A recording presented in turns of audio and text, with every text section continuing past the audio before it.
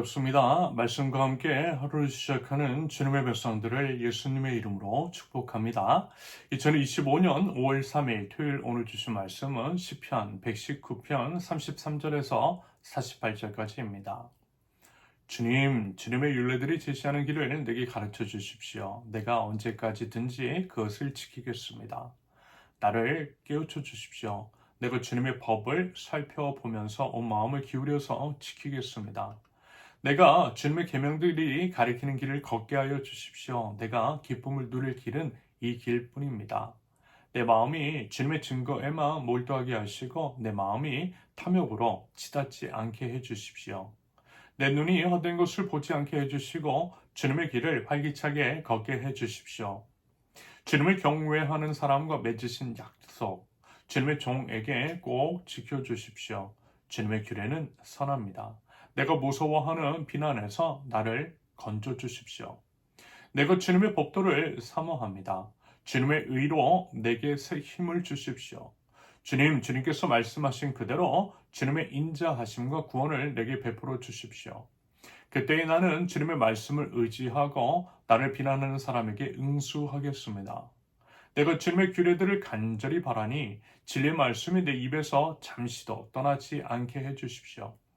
내가 주님의 율법을 늘 지키고 영원토록 지키겠습니다. 내가 주님의 법도를 열심히 지키니 이제부터 이 넓은 세상을 거침없이 다니게 해주십시오.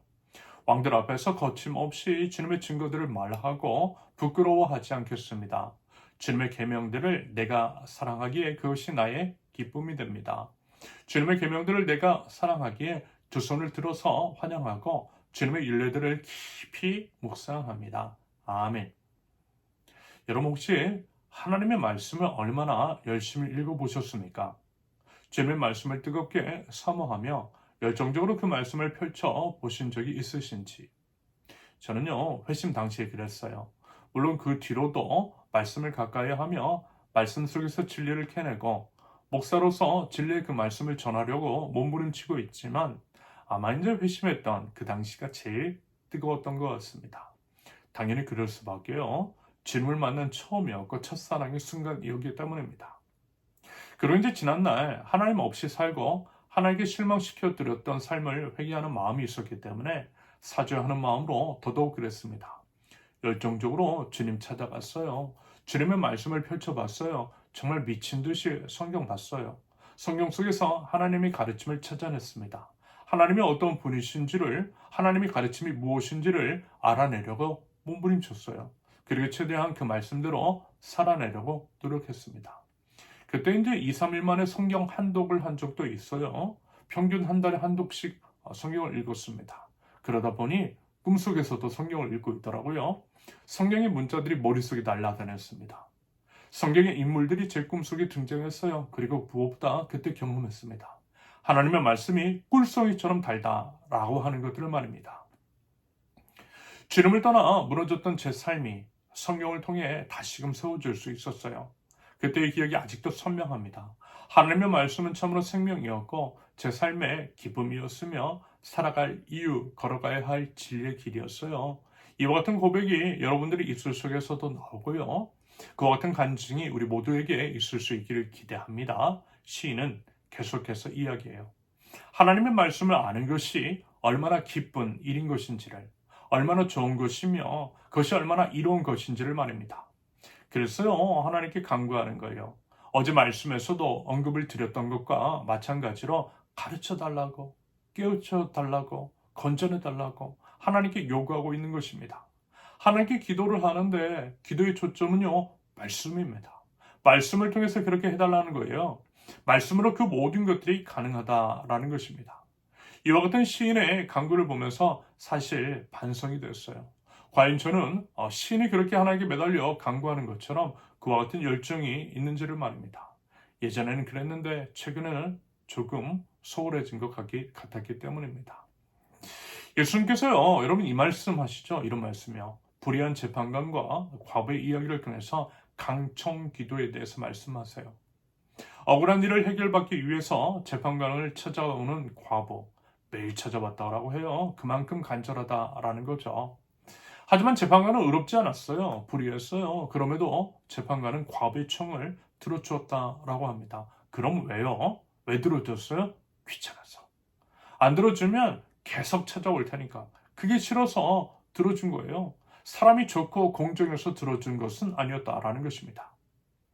예수님께서는 그 이야기를 하시면서 하물며 불의한 재판관도 끝까지 매달리는 과부의 청을 들어주는데 우리 아버지 하나님께서 응답해 주지 않으시겠냐라고 반문하세요. 당연히 응답해 주신다라는 것입니다. 우리가 믿음으로 강청할 때 우리를 사랑하시는 아버지 하나님은 당연히 들어주실 것이라는 것입니다. 그런데 과연 그와 같은 믿음 있는 사람을 볼 수 있겠느냐라고 질문하시죠. 하나님만이 내 문제 해결해 주실 수 있다라고 끈질기게 하나님께 매달리고 끈질기게 믿음으로 매달리는 사람이 과연 있겠느냐라는 것입니다. 여러분 멀리도 말고요. 우리 자신을 한번 봐요. 과연 하나님께 매달리고 있어요? 최근에 매달려 보신 적 있으세요? 언제 매달려 보셨습니까? 여러분 하나님께 답 있어요. 우리 하나님께 매달리자라는 것입니다. 다른 건요 다 헛것입니다.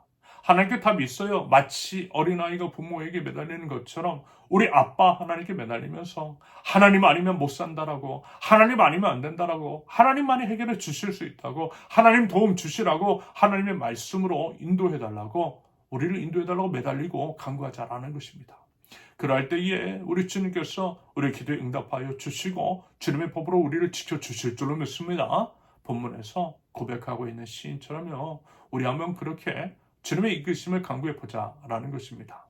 그래서 우리도 시인처럼 고백해보자라는 거예요.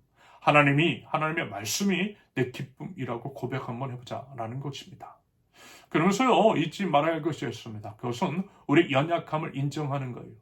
하나님의 말씀을 따라 지켜 행하는 것도 우리 힘으로 되지 않는다라고 하는 것들을 인정하는 것입니다. 말씀대로 산다라고 해도 온갖 유혹에 걸려 넘어질 수 있음을 인정하는 거예요. 그러므로 어떻게 해야겠어요? 하나님께 도움 달라고 기도해야 한다라는 것입니다.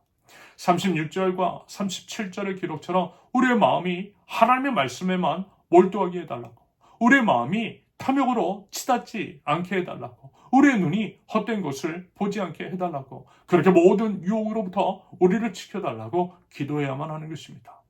우리가 우리 연약함을 시인하며 주님의 도우심을 구할 때에 우리 연약함을 나무라지 않으시는 우리 주님께서 기꺼이 우리를 도와주시고 지켜주시고 생명의 길, 구원의 길, 승리의 길로 인도하여 주실 줄로 믿습니다. 그리하여 우리 주님을 우리 모든 삶으로 증거하자라는 것입니다. 46절의 기록처럼 세상의 권세자들 앞에서도 담대하게 우리 하나님을 증거하고 47절의 고백처럼 하나님의 말씀이 나의 기쁨이라고 당당하게 이야기할 줄 아는 하나님 나라 백성, 말씀을 아는 기쁨으로 충만한 저와 여러분들이 있을 수 있기를 예수님의 이름으로 축원합니다. 함께 기도합니다. 주님 말씀하옵소서. 저희가 듣겠습니다. 오직 주님의 말씀으로 저희 영혼과 삶을 채워주시고 그 말씀대로 살아갈 때에 말씀의 역사를 이루어 주시옵소서. 하나님, 저희는 연약합니다. 쉽게 흔들리기 쉬운 갈대와 같은 존재입니다. 주님의 말씀대로 살 수 있는 것도 우리 주님 도움 주시고 지켜주시고 붙들어 주셔야만 가능합니다. 연약한 저희를 도와주셔서 생명의 길로 인도하여 주시옵소서. 오직 주님의 말씀으로 담대하게 주님의 복음 전하며 아름다운 하나님 나라를 세워나갈 줄 아는 저희들, 말씀에 참된 기쁨 누리며 매일의 삶 속에서 하나님의 말씀을 묵상하는 주님의 백성들 저희 될 수 있도록 주님 인도하여 주시옵소서. 예수님의 이름으로 기도합니다. 아멘. 하나님께서 오늘 주신 말씀과 각자의 기도 제목을 놓고 우리 잠시 기도합니다.